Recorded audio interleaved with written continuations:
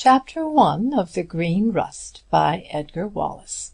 The Passing of John Millenborn. I don't know whether there's a law that stops my doing this, Jim, but if there is, you've got to get around it.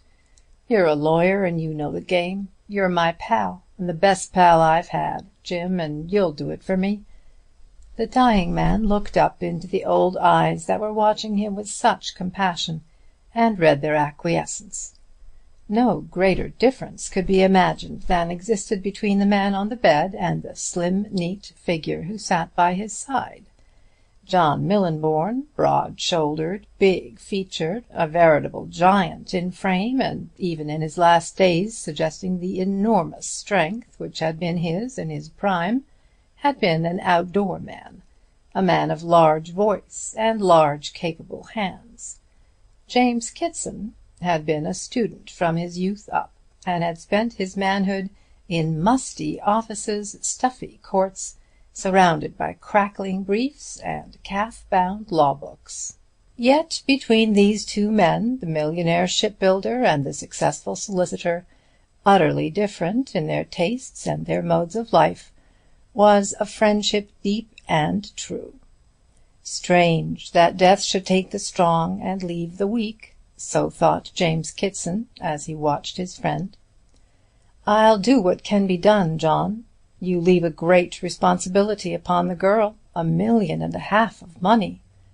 The sick man nodded.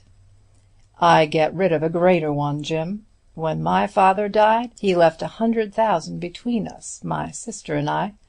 I've turned my share into $1 million, but that is by the way. Because she was a fairly rich girl, and a willful girl, Jim, she broke her heart. Because they knew she had the money, the worst men were attracted to her, and she chose the worst of the worst." He stopped speaking to get his breath. "She married a plausible villain who ruined her, spent every sou, and left her with a mountain of debt and a month-old baby. Poor Grace died, and he married again. I tried to get the baby, but he held it as a hostage. I could never trace the child after it was 2 years old. It was only a month ago I learnt the reason. The man was an international swindler, and was wanted by the police.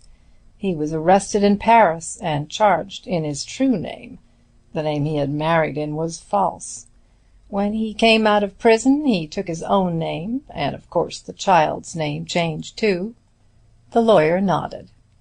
"You want me to—" "Get the will proved, and begin your search for Oliva Prédeaux.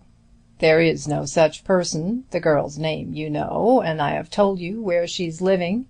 You'll find nobody who knows Oliva Prédeaux.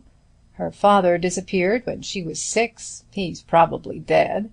And her stepmother brought her up without knowing her relationship to me. Then she died, and the girl has been working ever since she was 15.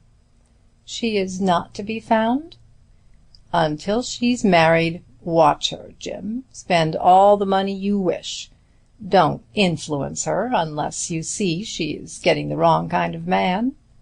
His voice, which had grown to something of the old strength, suddenly dropped, and the great head rolled sideways on the pillow.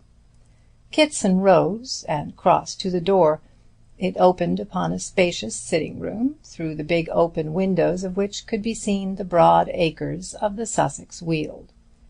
A man was sitting in the window-seat, chin in hand, looking across to the checkered fields on the slope of the downs.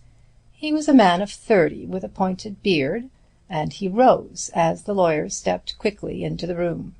"Anything wrong?" he asked. "I think he has fainted. Will you go to him, doctor?" The young man passed swiftly and noiselessly to the bedside, and made a brief examination. From a shelf near the head of the bed he took a hypodermic syringe, and filled it from a small bottle. Bearing the patient's side, he slowly injected the drug. He stood. Sample complete. Ready to continue?